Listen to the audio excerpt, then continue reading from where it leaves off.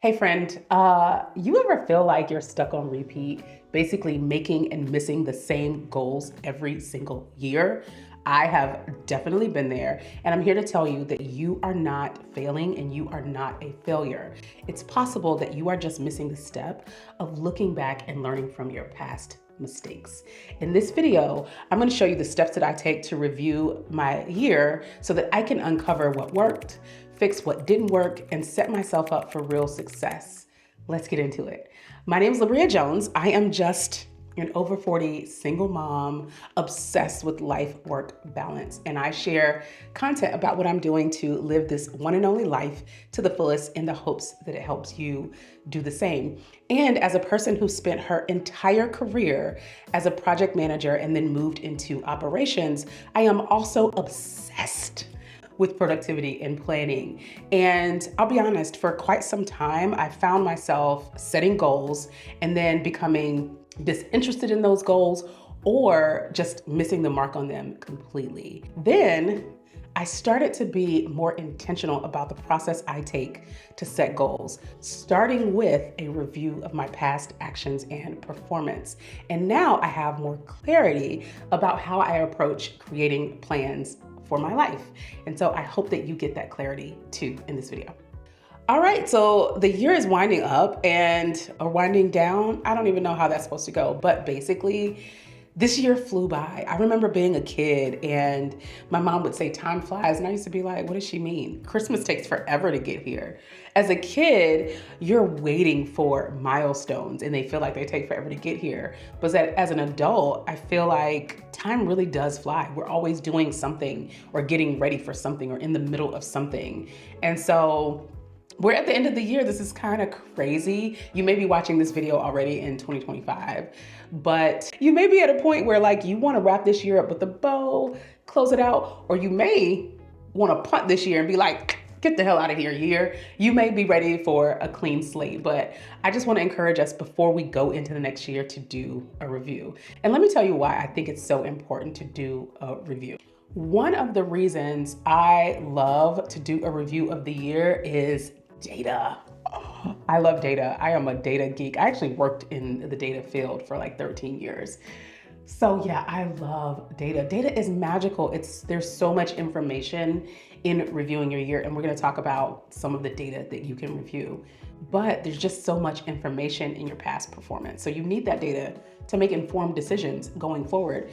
When you think about it, when people go and start investing, they don't just blindly invest in things. They review the data, they review past performance to make decisions on how to invest and what to invest in. And so the same thing is true for us and our time and attention. We need to review our past performance before we decide what we're going to invest our time and attention in. The other thing is, I think that a lot of times we characterize the year or we think about what we've accomplished just based on short term. How we feel in December might not actually be a reflection of how we felt all year. And we may have forgotten some of the joy and excitement that we had in January or some of the goals that we accomplished in, the first quarter of the year or the second quarter of the year.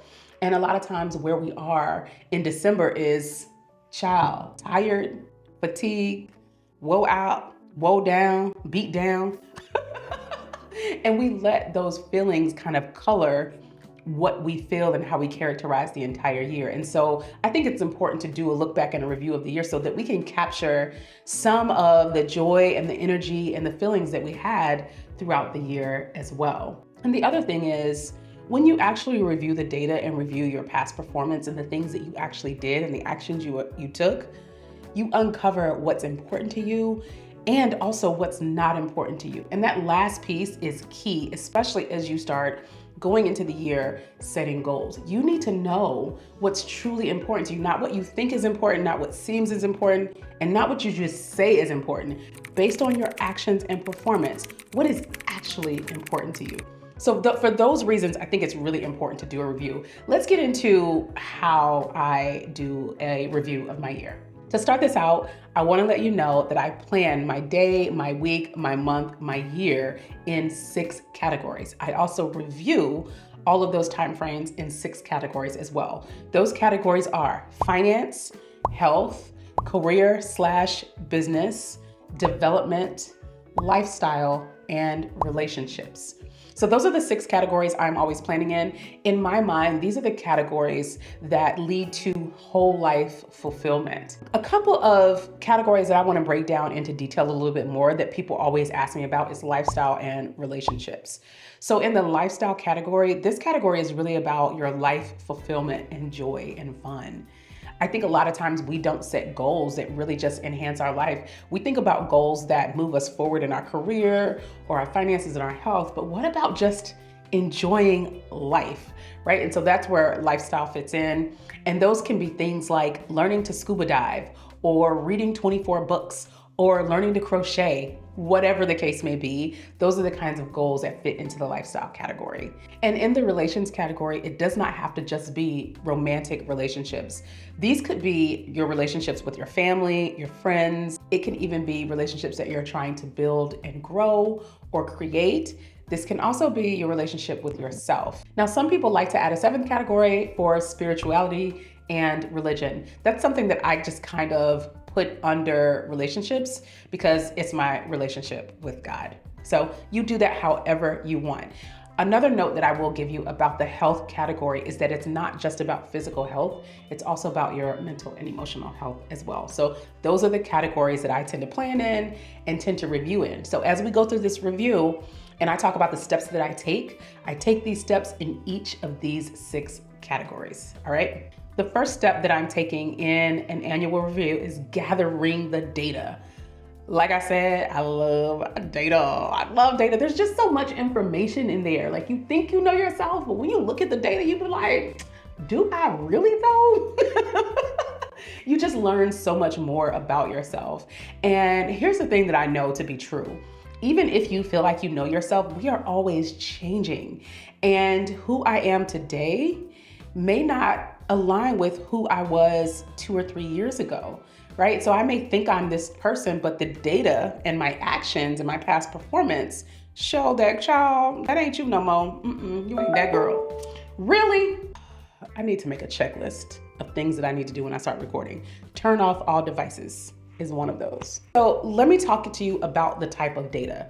So there's very simple, easy to access data. So you've got your bank statements. So if we're talking finance, you can look at your bank statements from the beginning of the year to the end of the year. You can see what your savings balance was at the beginning of the year and the end of the year. If you're talking about your investment portfolio, you can actually look at the performance of your investment portfolio over the year, but you can also look at how much you've contributed over the year. I used to bank with Wells Fargo, and one very important piece of data they would give me on my bank statements was how much I paid in overdraft fees for the year.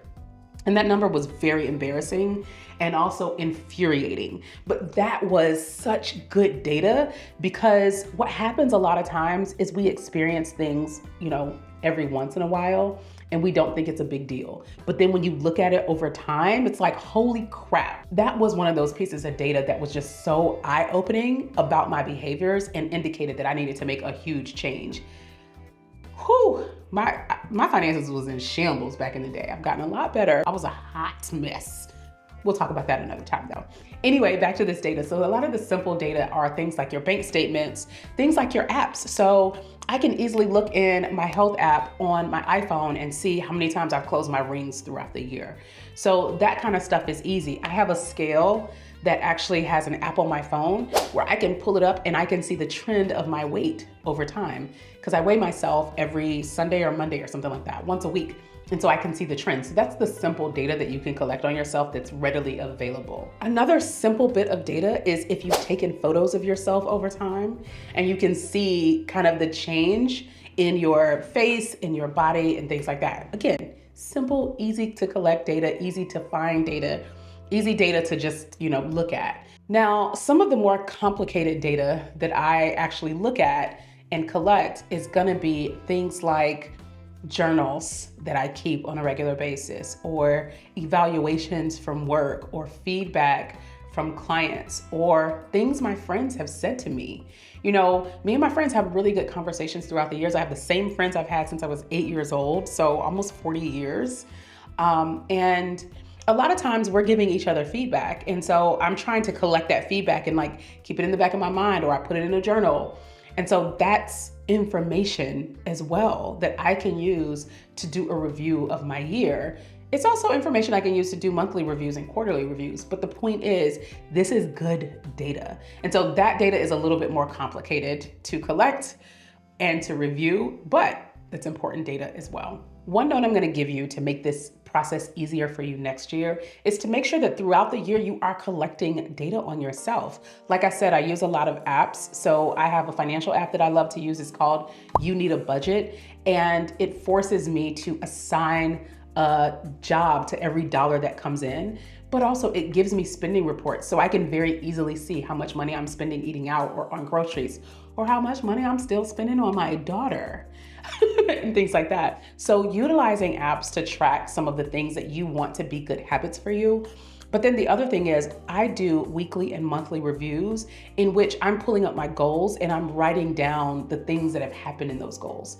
And I even do a daily journal and daily review as well. I think it's important to be intentional about collecting data throughout the year so that you understand yourself better, so that you can master yourself. And the way I do that is by doing monthly reviews, weekly reviews, and daily reviews. And I'm actually putting together a template so that you guys can start doing that as well in 2025. And my goal is to create a simple template for folks that don't want to get all into the complexities of, collecting all the stuff, but I also want to create a more complex template as well for the people who are like me and just completely obsessed with data. So stay tuned for that. In the meantime, I'm going to go to the next thing that I do in my review, which is to conduct a gap assessment. So now that I've got all of the data, I'm going to figure out how far away from my goal I am. That's thing one. How far am I away from my goal? So if I said I was going to work out 20 days of every month, I was going to close my exercise rings 20 days of every month. That's 20 times 12. I'm not about to do that math. But the question is, how many times did I actually do that? So what percentage of that goal did I hit? And then there's also goals that may span years. So I can figure out how close am I to getting that done and how far away from that goal I am. The other thing that I look at is how far from where I started was I as well, right? I think a lot of times we look at the gap between where we are today and the goal, and that can be a little bit demoralizing. I think it's important to see how far you are from the goal so that you can figure out how much farther you have to go.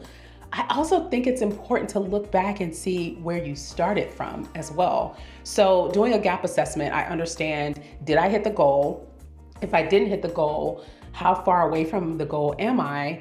And also, what do I need to do to get there? What do I still need to do to reach that goal? And then also, I'm gonna look back and see how far I am from where I started, because I deserve to know that. I like to look back and be like, ooh, I ain't where I'm supposed to be. I ain't where I'm trying to get to, but man, I am not where I started either. Just like I said about this whole overdraft fees. Like, I am not financially where I want to be. I don't have the savings that I want. I don't have the investment balances that I want. I don't have the assets that I want. But man, I am paying thousands of dollars in overdraft fees. Yes, I said thousands of dollars in overdraft fees, y'all. I am not that girl anymore. So I'm very far from where I started. So I think it's important for us to look back and see that. The next thing I'm gonna decide is, as I'm doing this gap assessment and seeing how far I am from the goals that I did not accomplish, is, do I even still want to achieve this goal? Is this goal even important to me? Because doing that gap assessment, and doing that review of your actions can really tell you, is this even still important to you or relevant to you today? This may be a goal that you set for a version of yourself that you no longer are. Like, I'm just not her anymore. And so here's an example. I used to be a big reader. Like, I used to read books all the time. Like, that was my favorite pastime. As a kid, I would, build tents in the house, little forts in the house with sheets, and I would go hide under them and I would read all the time. I still love to read, but I also have other priorities in my life that are so much more important and that I'm leaning into a lot more, which means I don't have the time to read as many books as I used to.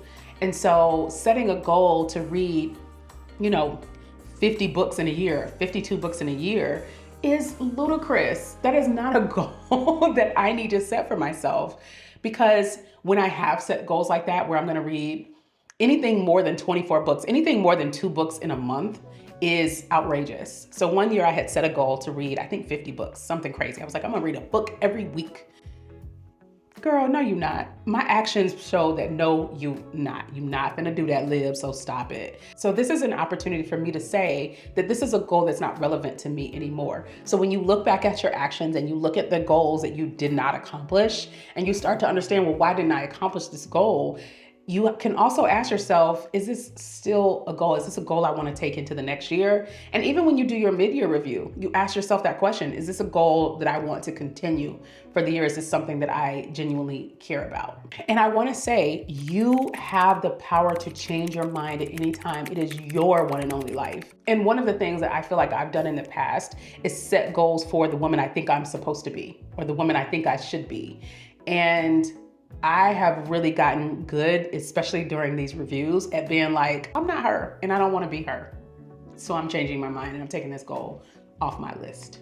Bye, goal. And the next thing that I want to do is the goals that I have not completed. If I've decided it's important to me, then I need to see, is this a goal I can accomplish next year?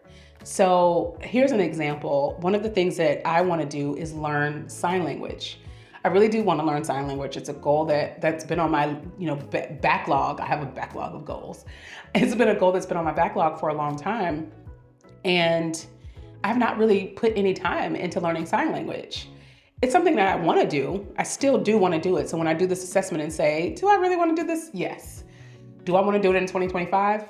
No. I want to get very fluent. I want to spend 2025 being very serious about getting fluent in Spanish. I speak a little bit of Spanish, but I want to get to the point where I'm fluent, like I can take a test and I can actually check the box that I speak Spanish on job applications if I decide to apply for more jobs. So deciding if it's a goal that you want to put on your list for the next year, or if it's a goal that you can accomplish next year, is the next step that I take. Okay, the next thing I do, and one of my most fun things is, as I'm reviewing my year, I kind of go through and start to think about the accomplishments that I made that were not even on the list.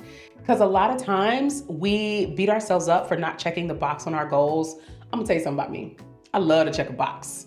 Listen, I will draw a box just so I can check it. You know how people say they take their to-do list and they write something on it that they already did just so they can check it off? That's me. I'm that girl. I love checking a box. The endorphin hit from checking boxes is fantastic. But what happens is, if we don't check the box, the opposite happens, right? Some of us start to feel like, we're failures, or we're not productive, or we're not doing the things that we said we would do. We're not keeping our promises. We're not reliable.